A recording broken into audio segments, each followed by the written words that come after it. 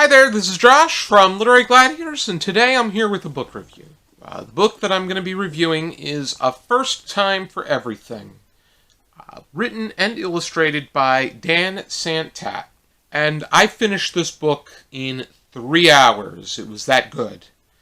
It just seems like graphic memoirs have become my thing. The Complete Mouse by Art Spiegelman, The Complete Persepolis by Marjane Satrapi, They Called Us Enemy by George Takei.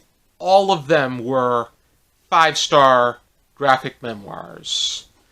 And this one is a graphic memoir having to do with Santat and his trip to Europe between 8th and 9th grade. And he admits that there were aspects that were not accurate. For instance, when he went to the Wimbledon semifinal match, it was something that he did earlier in his trip, and instead of the girlfriend that he made, he went with a friend of his. But that is something we're going to talk about a little bit later.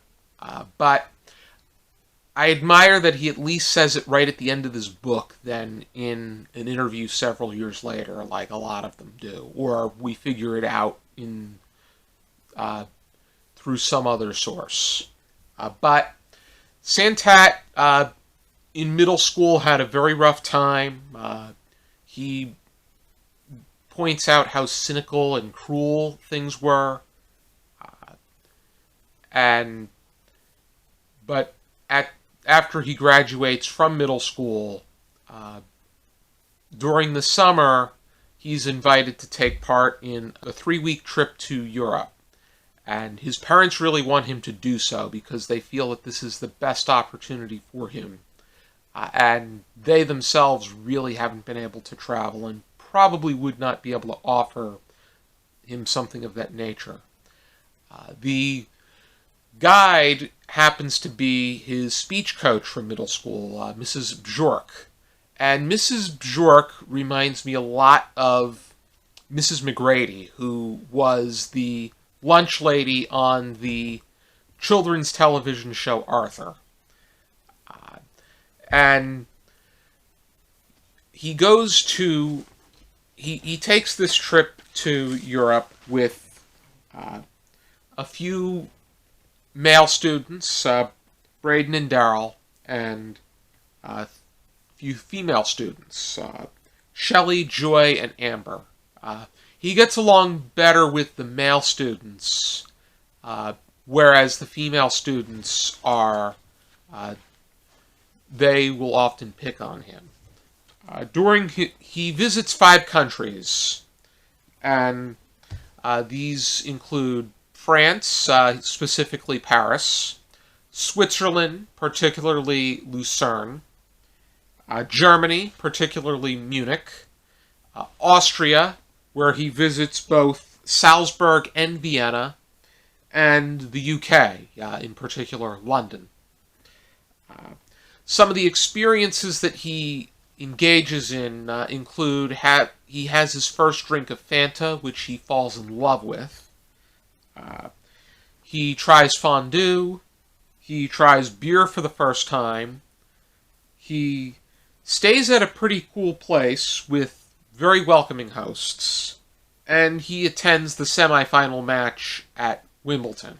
The biggest experience, though, is meeting Amy Gluckspringer, who happens to be his first girlfriend. She's from St. Louis, and they develop feelings for one another in that cute kind of way. And they come together awkwardly, but in a way that is very fulfilling. This book here captures the idea of what it is to come to age.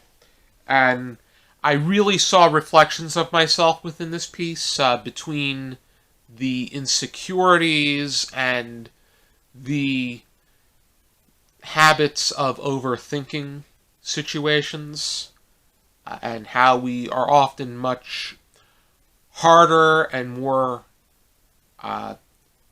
we worry ourselves more than we need to. I think that Santat was very honest and clear with his illustrations. I especially admire the way that he illustrates flashbacks. It's very evident. And I think that it makes the reading experience much clearer. And I think that he is a Caldecott Medal winner, and his Caldecott chops are evident within this piece. I really love the character development within this piece, and how the embodiment of the honest emotions that they offer and bear. And when characters are speaking different languages, it can be mind-boggling, but I think that Santat's approach really makes sense. If he doesn't know what they're saying, then how is it possible for him to translate? Sometimes there are people around him that will translate, but that doesn't happen all the time. He does add footnotes where he finds them to be necessary. One such instance has to do with when he's presenting trivia, and one fine example is the origins of Fanta. I do like the fact that this book made me feel something, and he illustrated his trip very well, even if there were alterations for effect. I really admired the way that this story flowed, and I think that I garner a great sense of respect for somebody that's willing to be honest and say that this experience I rearranged it to be like this to make the story flow better. Kind of reminds me of how Arthur Miller does point out in The Crucible that he did make some alterations in order to demonstrate a greater effect and make his story serve the purpose that he was setting out to present, where The Crucible had a lot to do with the reflections of McCarthyism and how they were very reflective of the Salem witch trials. He does point out that Abigail was actually much younger than she was in The Crucible.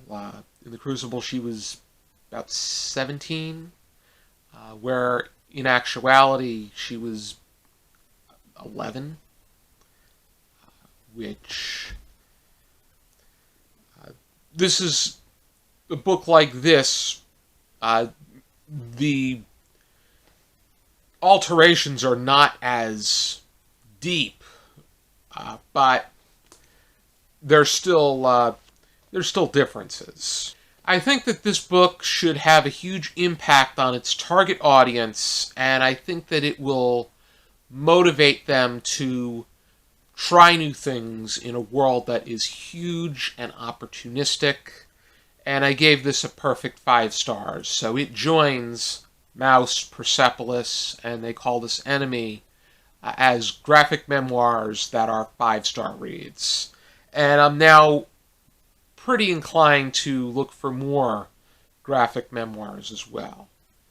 I did read the first part of March by John Lewis.